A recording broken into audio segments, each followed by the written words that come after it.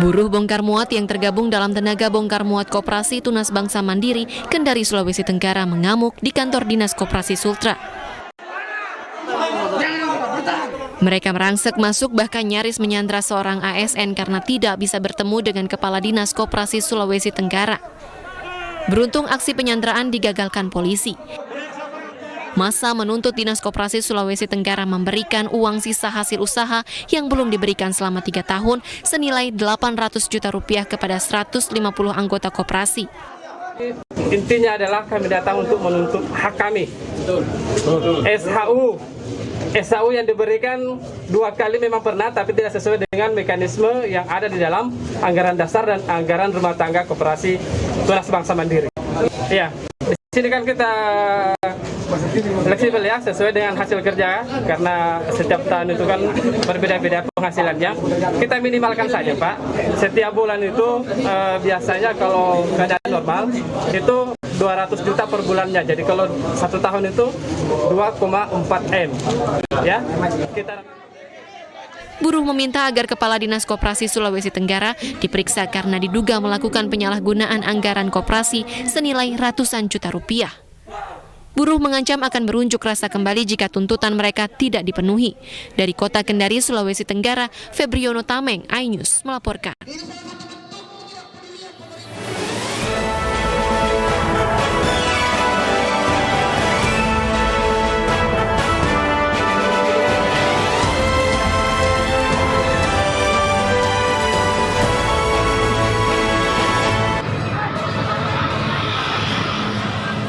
Geng motor serang warga Cikarang, Bekasi, 1 penyerang tewas.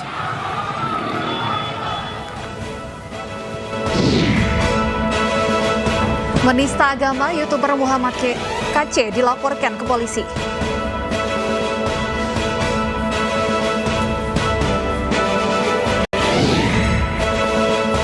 Mantan Menteri Sosial Juliari Batubara divonis 12 tahun penjara.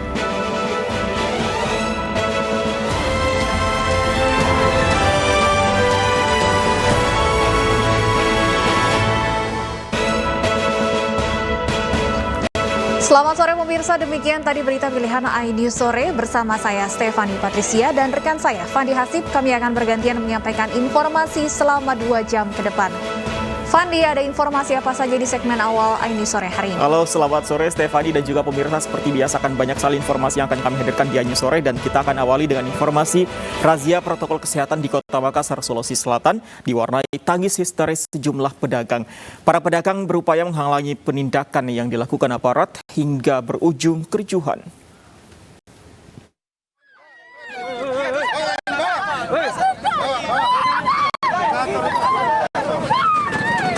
Kericuan mewarnai razia protokol kesehatan di Kota Makassar, Sulawesi Selatan malam tadi.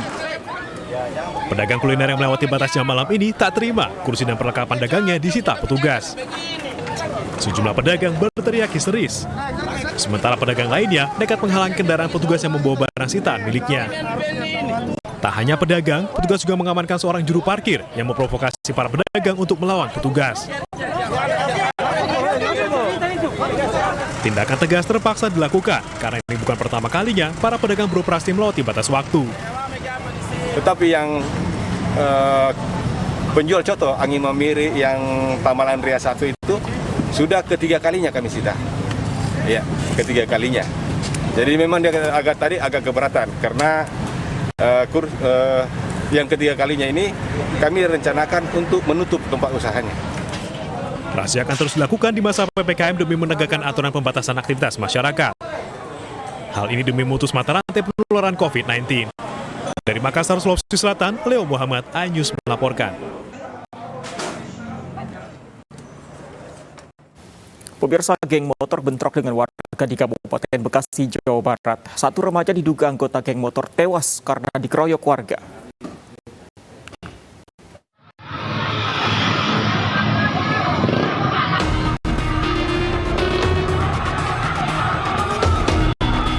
Video amatir merekam tawuran antar warga dan geng motor di Jalan Pantura Rengas, Bandung, Desa Karangsambung, Kecamatan Kedung Waringin, Kabupaten Bekasi, Jawa Barat, Minggu dini hari. Warga dan geng motor bentrok dan menewaskan 1 orang yang diduga dari kelompok yang sedang berkonvoy. Menurut warga, geng motor kerap berkeliling dengan membawa berbagai senjata untuk menunjukkan eksistensi. Sementara penyerangan dipicu salah satu warga yang menyoraki geng motor. Ya mungkin dia muter-muter lewat kampung itulah, lewat tempat itu sepi. Nah di sini nggak tahunya ada anak muda juga, pada ngeriung-ngeriung kan, disorakin sama anak-anak sini. Nah dia nyerang, lari kan yang di sini lari ke dalam. Begitu dia balik ke motor, ada dalam keluar lagi lihat dari ke depan lagi diserang lagi gitu. Tapi di sini nggak ada yang korban, nggak ada korban. Remaja yang tewas adalah KA. Menurut rekan korban, dirinya bersama 2 orang temannya tertinggal konvoy lalu diserang oleh warga yang sudah menanti. 1 rekannya tewas, sementara 1 lagi dalam perawatan di rumah sakit. Pas di bundaran itu dari dari stasiun sampai Al-Barkah itu di trotoar udah banyak orang udah pada diri, udah pada bawa bambu, batu, ada yang bawa celurit juga. Saya lewat udah langsung ditikam begitu aja. Teman saya ditikam yang bawa motor kan langsung ngegleong, langsung jatuh. Teman saya yang almarhum ini jatuh diseret sama korban. Di sisi lain, nenek korban meninggal tak menyangka cucunya tewas di jalanan. Sebelumnya, korban sempat berpamitan untuk pergi bermain. Jenazah telah dimakamkan tak jauh dari rumahnya. Sementara pihak keluarga belum diminta keterangan oleh polisi. Dari Kabupaten Bekasi, Jawa Barat, Didit Junaidi, iNews melaporkan.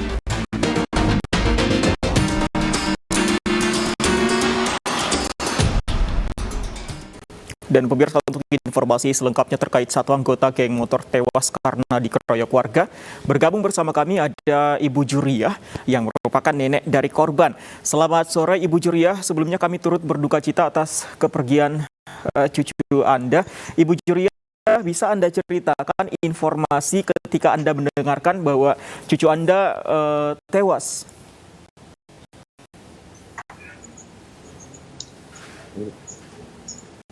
Iya.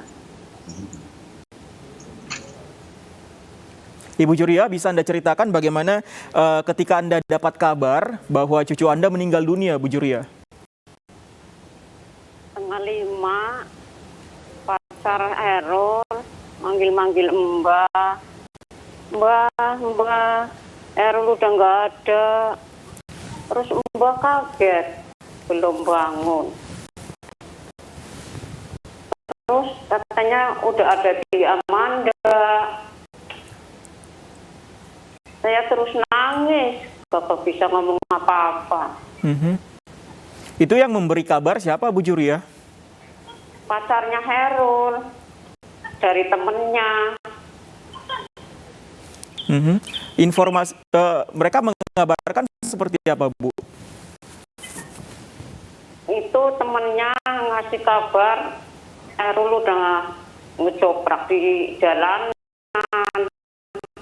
Nggak ada yang nolongin. Waktu itu tidak dibawa ke rumah sakit? Itu udah agak habis subuh, katanya pacar Herul minta tolong sama bapak-bapak. Terus dibawa ke rumah sakit Amanda. Berdua bapak-bapak yang jalanin motor 1, yang megangin Herul 1. Oke, setelah itu Ibu Juriah langsung ke rumah sakit, Bu? Ibu lemes, nggak bisa ke rumah sakit. Owaknya yang ke rumah sakit. Uaknya? Iya. Oke. Setelah itu jenazah Heru, cucu Anda, dibawa ke rumah duka atau bagaimana, Bu? Ke rumah Mbak. Ini. Oke. Sebelum peristiwa, Bu Juriah, Heru ini almarhum pamitnya kepada Ibu Juriah seperti apa, Bu? Akan pergi kemana sebenarnya? Itu kan waktu malam minggu, katanya Mbak, Heru mau main ke temennya. Terusnya jangan sampai malam ya, gitu. Terus katanya pintu jangan dikunci atas bawah, Mbak. Kunci atasnya aja. Biar ntar kalau Hairul pulang nggak ganggu Mbak tidur. Biasanya memang pamit seperti itu, Bu Juria? Nggak biasa. Biasanya selain itu pamitnya aktivitasnya kemana saja, Bu Juria? Iya, ke temennya doang. Nggak ngomong kemana-mana. Bu Juria tahu teman-teman dari cucu Anda siapa saja sebenarnya selama ini? Nggak tahu. Nggak tahu. Dia juga ikut kelompok atau organisasi apa? Ibu Juria juga tidak tahu ya? Nggak ngerti. Nggak ngerti juga Bu Juria. Bu Juria, setelah peristiwa ini, apakah ada anggota kepolisian yang datang ke Ibu Juria? Ada. Mereka menanyakan apa saja, Bu? Nanyain itu Hairul bagaimana itu kejadiannya gitu. Terus saya bilang kejadiannya di jalanan, nggak ada yang nolongin. Itu. Kalau tentang aktivitas dari cucu Anda tidak ditanyakan, Ibu? Enggak. Enggak ya. Selain Ibu Juria, ada anggota keluarga lagi yang ditemui oleh polisi, Bu? Nggak ada. Nggak ada. Kalau selama ini bagaimana, Bu, sebenarnya sosok dari cucu Anda ini, Bu Juria? Apa ya? Semasa hidupnya bagaimana cucu Anda sosoknya ini, Bu? Oh, kalau siang teh di rumah aja. Ya, ngomong-ngomong ponakan. Tapi tinggalnya memang hanya berdua dengan cucu Anda, Ibu Juria? Iya. Baik, Ibu Juria, terima kasih untuk informasinya bersama kami. Sehat selalu, Ibu Juria. Selamat sore. Pemirsa, kita ke informasi selanjutnya. Ini ada informasi YouTuber Muhammad KC yang diduga telah menista agama Islam dilaporkan ke polisi. Pelaporan ini sebagai respon atas kecaman Majelis Ulama Indonesia terhadap KC. Gara-gara ini ditampilkan di publik, katanya Al-Quran untuk semua manusia. Kenapa ditampilkan, disiarkan Muhammad dekat dengan tidak terima? Muhammad KC atau Muhammad KC menuai kecaman dan protes dari masyarakat. Bahkan, Majelis Ulama Indonesia MUI meminta polisi segera menangkap Muhammad KC. Kongres Pemuda Indonesia merespon keresahan masyarakat dengan melaporkan Muhammad KC ke Polda Metro Jaya. Mereka melampirkan bukti-bukti ucapan KC yang diduga menistakan agama. Muhammad KC, MUI mengecam. Gara-gara ini ditampilkan di publik. Pernyataan YouTuber Muhammad KC menuai kecaman karena dianggap telah menistakan agama. Majelis Ulama Indonesia menyebut pernyataan Muhammad KC sangat tidak pantas dan harus diproses hukum. Mengecam. Gara-gara ini ditampilkan di publik. Katanya Al-Quran untuk semua manusia. Kenapa ditampilkan, disiarkan Muhammad dekat dengan tidak terima?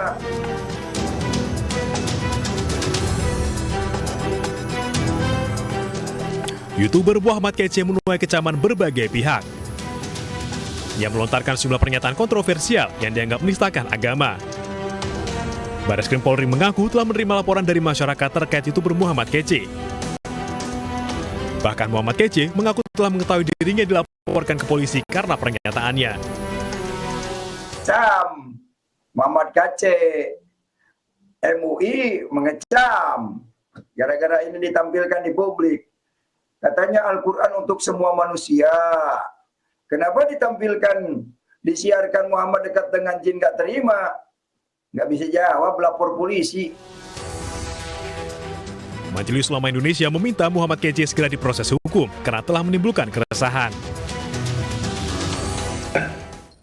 Beliau sebelumnya dengan namanya Muhammad, seagama dengan saya, tapi kemudian beliau, saya menduga, pindah agama. Nah, siapa yang merusak jalan pikiran, nalar pikiran beliau, ini perlu ditelusuri dan sekaligus perlu diproses secara hukum agar tidak menimbulkan keresahan di tengah-tengah masyarakat. Dan keliru itu, menyampaikan hak boleh, menyampaikan pendapat boleh. Baik. Tapi kalau tidak beriman kepada yang bersangkutan, itu salah. Itu sudah memberi penilaian yang salah. Karena apa?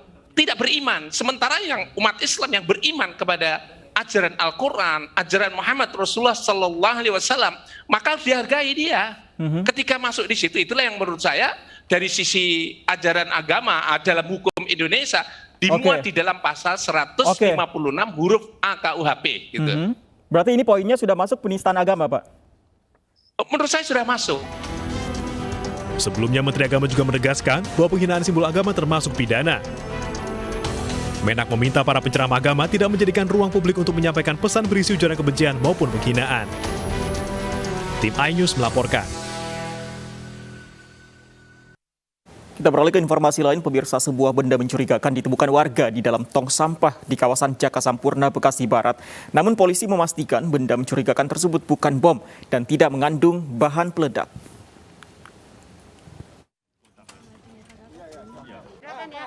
Warga Kampung Caman, Kelurahan Jaka Sampurna, Bekasi Barat, Jawa Barat digegerkan dengan penemuan benda mencurigakan diduga bom yang ditemukan di dalam tumpukan sampah. Tim Gegana dan Brimopolda Metro Jaya yang datang ke lokasi langsung mengevakuasi benda mencurigakan ini. Dari hasil penyelidikan tim Gegana, polisi memastikan benda itu hanya menyerupai bom, tidak mengandung bahan peledak dan tidak memiliki pemicu. Saat ini benda telah dimusnahkan oleh petugas. Silakan. Tadi sudah diolah TKP oleh teman-teman dari Brimob, dari unit Gegana, kemudian secara SOP juga kita lakukan disposal. Ya, setelah dilakukan penyelidikan, pengecekan, kemudian disposal. Jadi keterangan sekarang awal ini adalah bahwa memang menyerupai, tetapi tidak ada alat pemicunya, cuma kabel-kabel. Salah satu warga mengaku melihat dua orang, pria dan wanita yang menggunakan sepeda motor membuang benda tersebut pagi tadi. Namun warga tidak mengenali kedua orang ini. Kita jam 6 pagi. Jam 6 pagi. Dia modelnya buang sampah atau gimana, Bang? Dia semacam kayak gerik buang sampah. Seperti yang masyarakat sini lakuin setiap pagi. Saat ini aparat kepolisian masih mengejar pelaku yang diduga membuang benda mencurigakan ini dengan memeriksa para saksi serta rekaman CCTV. Tim Liputan iNews melaporkan. Pemirsa, mantan Menteri Sosial Juliari Batubara dinyatakan bersalah menerima suap dalam perkara pengadaan bansos COVID-19. Juliari divonis 12 tahun penjara dan denda 500 juta rupiah.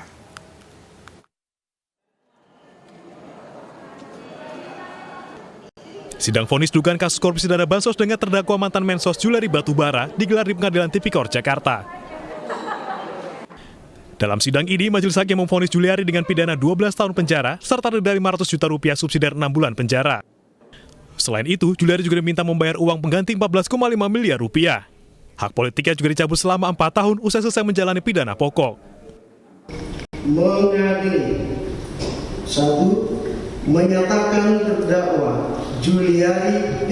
Batubara telah terbukti secara sah dan meyakinkan bersalah melakukan tindak pidana korupsi secara bersama-sama dan berlanjut sebagaimana dakwaan alternatif ke-1 penuntut umum. 2. Menjatuhkan pidana oleh karenanya terhadap terdakwa dengan pidana penjara selama 12 tahun dan pidana denda sejumlah 500 juta rupiah. Sementara kuasa hukum Juliari menyatakan masih akan pikir-pikir terkait vonis yang dijatuhkan. Nah, kami sudah sempat berdiskusi sedikit dengan terdakwa untuk menentukan sikap. Kami akan coba mengambil sikap terlebih dahulu untuk pikir-pikir yang mulia, sehingga nanti ada kesempatan yang cukup bagi kami untuk mempelajari dan melihat kembali bunyi putusan dan alasan-alasan di dalam putusan tentang penerimaan sejumlah uang dan yang lain-lain tadi yang sudah dibacakan oleh majelis hakim. Vonis terhadap Juliari lebih berat dari tuntutan jaksa penuntut umum 11 tahun penjara. Hal yang memberatkan Juliari adalah karena korupsi dilakukan pada saat bencana non-alam pandemi COVID-19. Baik pihak terdakwa maupun JPU akan memberikan sikap dalam 7 hari kerja. Dari Jakarta, Ririn Oktaviani, Yulia Lorena, Panji Saputra, iNews melaporkan. Pemirsa, 4 ruko di Bekasi, Jawa Barat ludes terbakar. Selengkapnya usai jeda bersama rekan kami, Stefani Patricia.